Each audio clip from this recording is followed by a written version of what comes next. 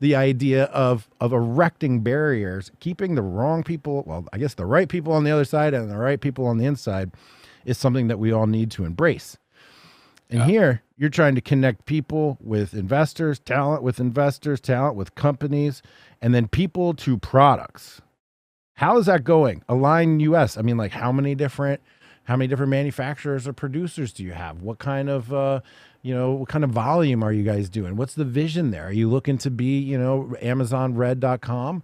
I have visions for this as well. Inside the Liminal Order, we are trying to what I call the gross network product. If we could Mm. just analyze every dollar that we spend on everything, all of us, and Mm-hmm. take it from outside of the network and move it to inside of the network, that's going to be Mm. beneficial for all of us in the long run and in the short term as well. So how is Align going? What actually are you guys doing? You going and talking to manufacturers? Like what's happening there, and how's it going? Yeah. So, joinalign.us is just a simple newsletter you can sign up for. But that newsletter has grown like crazy without even almost any juice. I mean, we put some advertising into it that's also been very successful.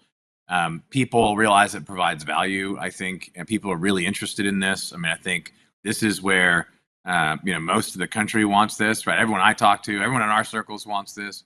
They all want to figure out a way to get off, say the economic grid, the globalized economic grid, right? They want a way to support through the products that they need, the services they need, people who are aligned with them.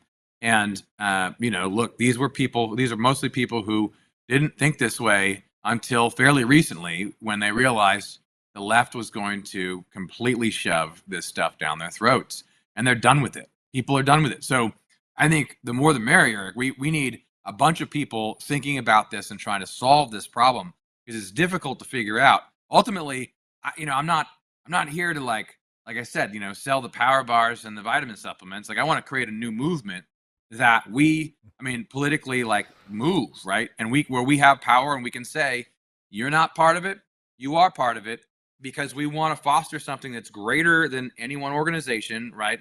That changes the country and it really defends half of America that's under assault. So, look, Align is a simple newsletter, but there's an important part of this that I think is really essential, and I think you grasp this in a variety of ways and are already implementing so many of these things in what you're doing.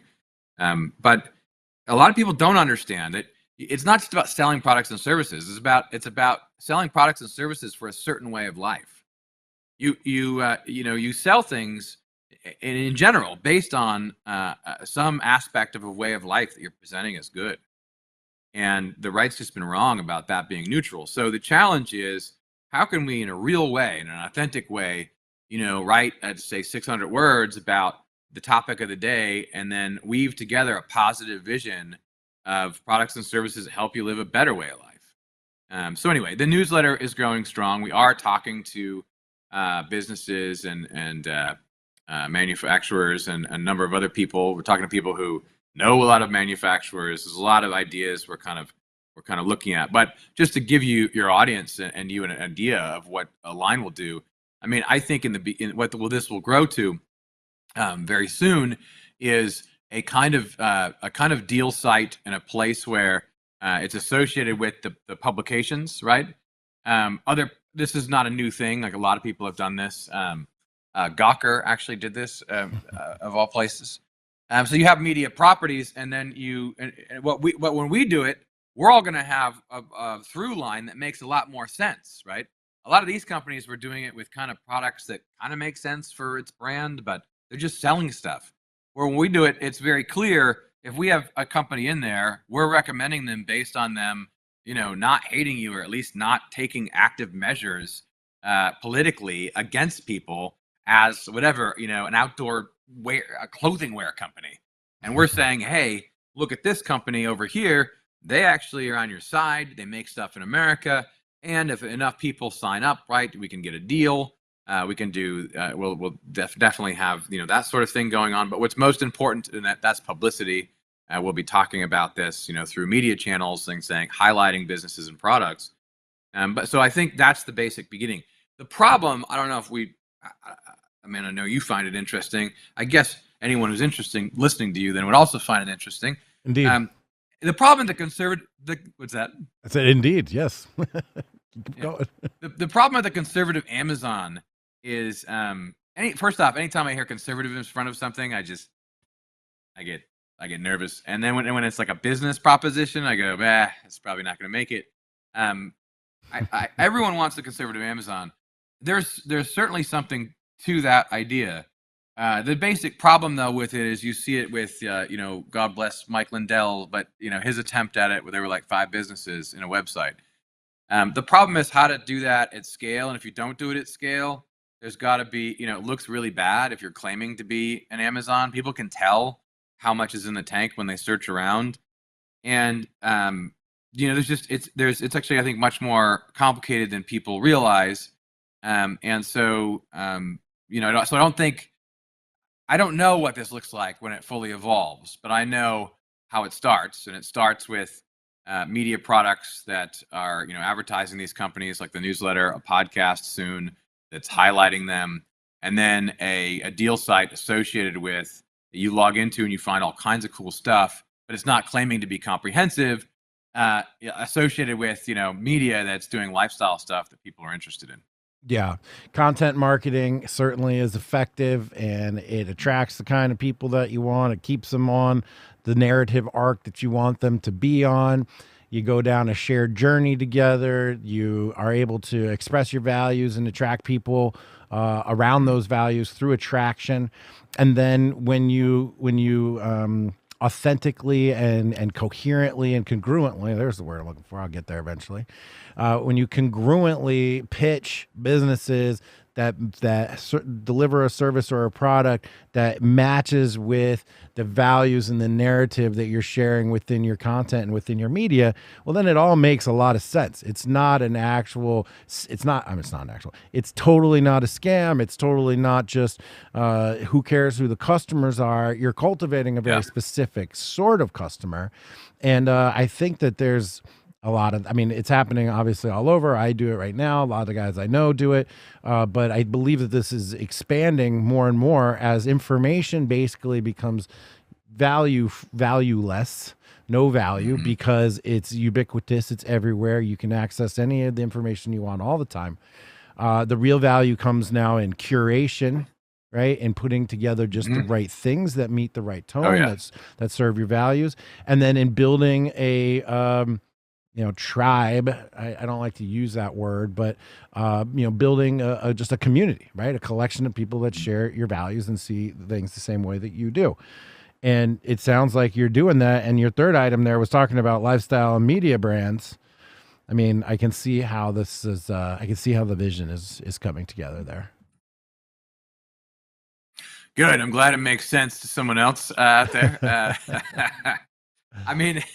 In terms of the media, I mean, maybe lifestyle is a little bit of a, it's a little bit of a misleading, maybe just, and I don't know what else to call it, but let me put it this way. You don't have to get to the big, expensive movie level when it comes to media, to really hit it out of the park right now. What drives me nuts is that a lot of good people out there in, conservative land, right-leaning land, great people who I know in their media is based on political commentary, which, I think a lot of them could make more money than they do if they had time of day and hired more people to think about marketing. Some of them are profitable, right? When you look at Blaze, Daily Wire, and these things, the Federalist, but a lot of them are nonprofits really still. And the way I put it to, my intellectual friends who don't necessarily want to hear it is, an op-ed, the op-ed part of the paper is not what pays for the paper. And generally that's always going to be the case. Right. And the op-eds exist because the classifieds, back in the day. And so you got companies that can't quite make money off of political commentary. A lot of them are basically nonprofits. And then you want to make movies, I mean, great what the Daily Wire is doing. I mean, they have the audience. I get it. More power to them. They should move forward on it. But I'm looking at the scene right now and I'm thinking, why in the hell is there not a reality TV show just like all the other reality TV shows about people buying houses that follows couples, people leaving blue cities out to Nashville, Florida, and Texas, a based real estate show. There you can even just copy the same models out there. Imagine, and why are you moving? Where are you going? On Right. this episode, this California couple decides between Idaho, the country living of Idaho, or moving to Houston. I mean, this is not rocket science. Why isn't there a publication that has an article that's just a signature 3,000 word piece that's written so millions of people could read it, called "So You're Moving to a Red State"? There's a lot of people who are good on this. Like Dave Raboy is a great guy on this. He understands this moment and this need, but it just pisses me off that where is this stuff? Or a friend of mine. All my ideas. See, I throw them out here. You can steal away. I don't care. We'll still beat you. But this is the collaborative spirit we need to work in. Another idea. So imagine if you have American Man, a men's lifestyle brand, and there's already some of these kind of out there, a Top Gear style gun show with a bunch of cool guys. Your typical your celebrity Navy SEALs. Maybe you throw an actor in there. Maybe even throw a political commentary type, lady in there. And then every week they take on a kind of evergreen gun topic or gun, and they talk about it. And they go out and shoot it.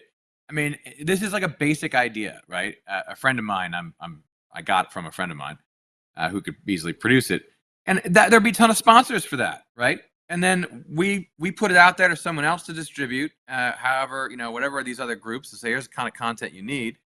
And, we produce that in-house around the media group.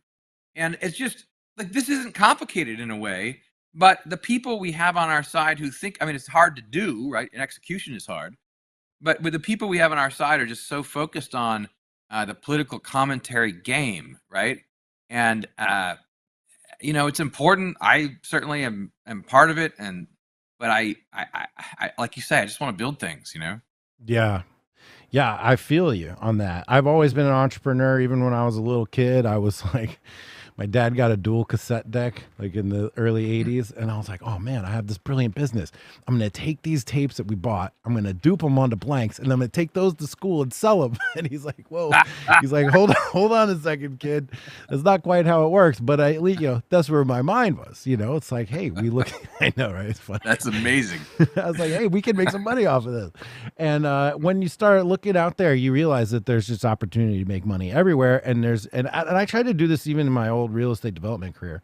We focused on what we called the triple bottom line, right? Like doing good and doing well all at the same time by hitting your profits, by being environmentally conscious. Yes, in building, you can be environmentally conscious without being an idiot about all of it. There's no reason not to build an environmentally sound building. Gosh, come on, people.